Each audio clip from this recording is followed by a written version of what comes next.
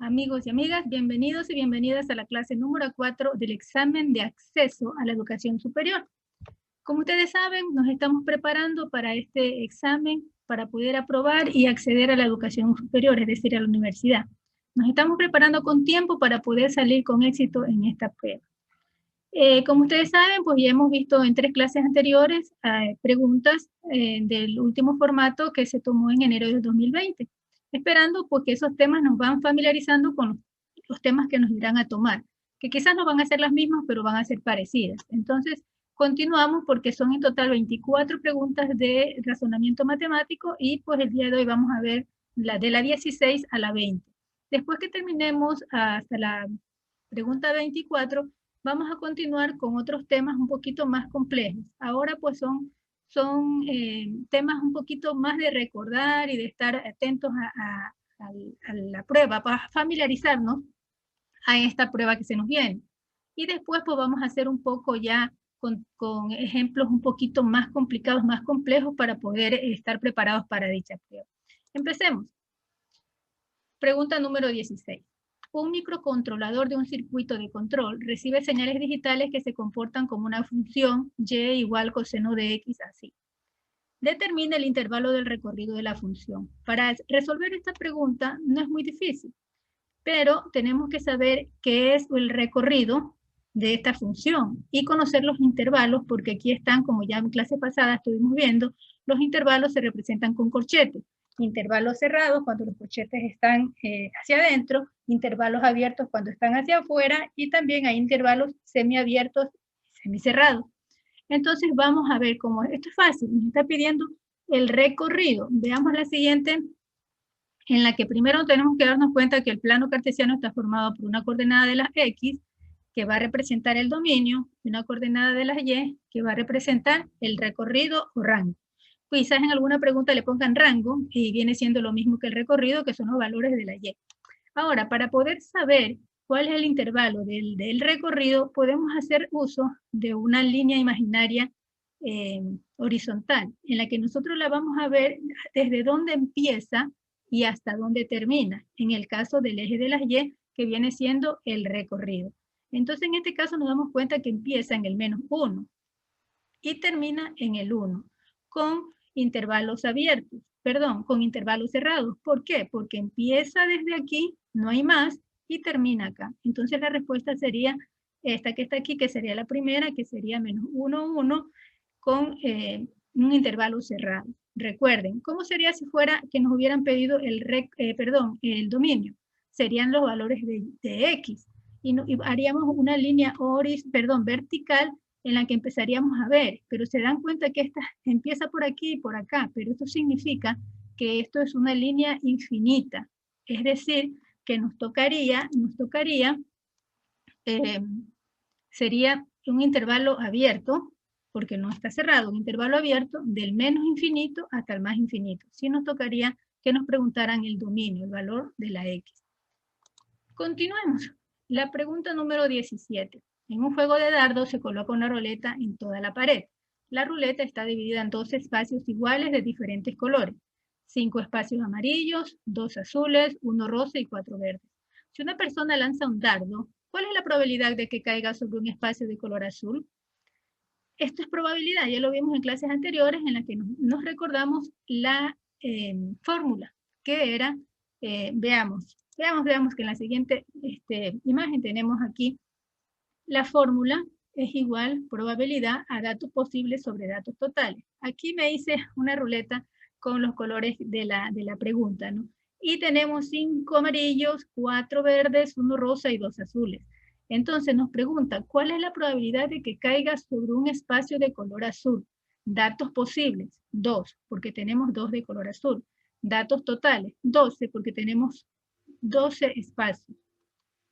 Nos daría 2 doceavos. Y esto simplificado sacando la mitad nos sería un sexto. Y esta sería la respuesta. Pregunta número 18. En una competencia, un automóvil registra 2 posiciones de ubicación cuyo punto inicial es A, 10,3 metros, y el punto final B, 5,7 metros. Si se considera el cambio de posición como un vector, determine la distancia que recorrió el vehículo. Aquí tenemos que hacer el plano cartesiano, ubicar los puntos que están aquí, el punto A y el punto B, y a partir de eso, en este caso, vamos a utilizar el teorema de Pitágoras para hallar la distancia. Hacemos el plano cartesiano, el producto A es en X10 y Y3, X10 y Y3, y tenemos aquí ubicado el punto A.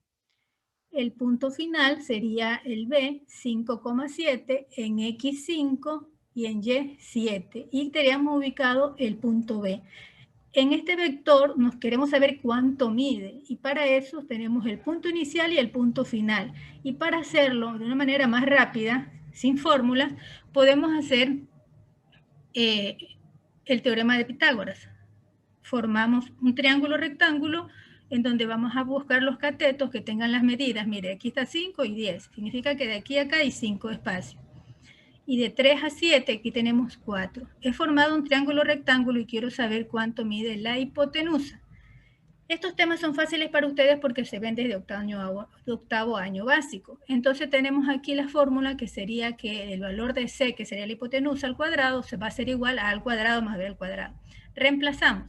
C al cuadrado igual el punto A, que es 4, 4 al cuadrado, más el punto B, que es 5. El cateto B, que es 5, 5 al cuadrado.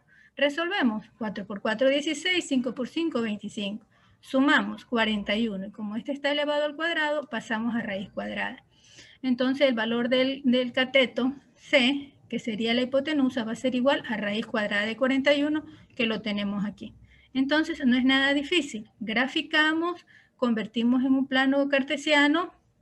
En el plano cartesiano graficamos y hacemos un triángulo rectángulo y aplicamos el teorema de Pitágoras. El ítem 19. En la resolución de un problema sísmico se simplificó la expresión utilizando las propiedades de potenciación, excepto quiere decir menos, o sea que esa no se utilizó. Y tenemos aquí ya un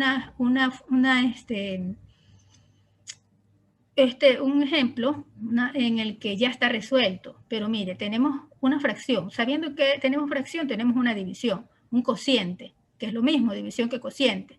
Y tenemos de igual base, que la base es A y A. Aquí vamos a dividir A a la sexta dividido para A al cubo. Ustedes saben que se pasa a la misma base y se restan los exponentes. Entonces sería A al cubo. 6 menos 3, 3. Y ese que está ahí se multiplica con el 2 y con el 6. Y ya estaremos aplicando la potencia de una potencia. Y en la parte de abajo nos quedaría B, que también estaríamos aplicando potencia de un cociente, cuando este de aquí se multiplica también por los exponentes. 1 por 2, 2, y 2 por 6, 6. Y nos quedaría A a la 36, B 12. Veamos un poquito aquí, veamos por paso. Miren, en la primera tenemos una cociente de potencia de igual base. Tenemos la misma base, A a la sexta dividido para A al cubo, igual a A al cubo, porque la cociente de potencia igual base se pasa a la misma base y se restan los exponentes.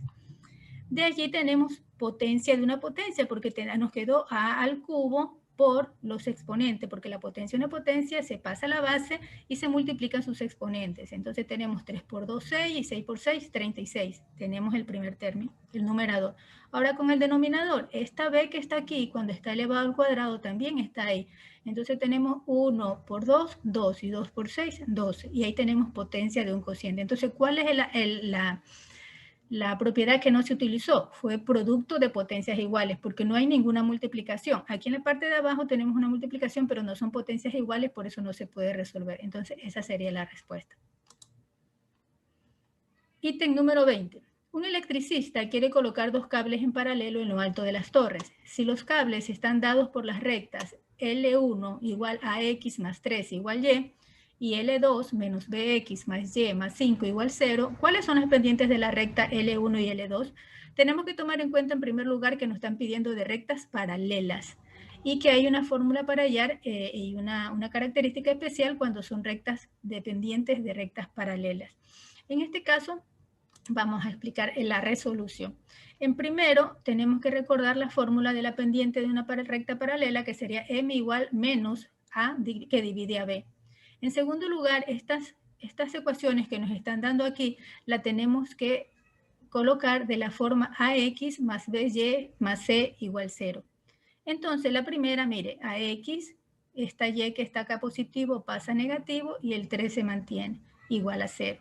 Y la otra está en forma ordenada, ¿se dan cuenta? Menos BX más Y más 5 igual 0. Está de la forma AX más BY más C igual 0.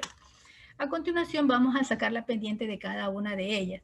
La primera me dice que aplique la fórmula, menos la letra o el número que acompaña a la X, que es la letra A, pongo A, que divide a el valor de la B. ¿Cuánto vale la B? Menos 1, porque aquí hay un 1 imaginario cuando la Y está sola. Entonces, menos 1. Menos por menos me da más, y A dividido para 1 me da A.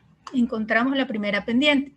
La segunda es igual. El término que acompaña a la X sería menos B, y el término que acompaña a la Y sería 1 positivo. Dividimos menos dividido para menos a más y B dividido para 1 a B. La característica que tienen las rectas, las paralelas, las pendientes de las rectas paralelas, es que M1 es igual a M2, es decir, que la pendiente de la primera va a ser igual a la pendiente de la segunda. Entonces, M1 es igual a A, que va a ser igual a B. Y la respuesta sería A igual a B. Muy bien.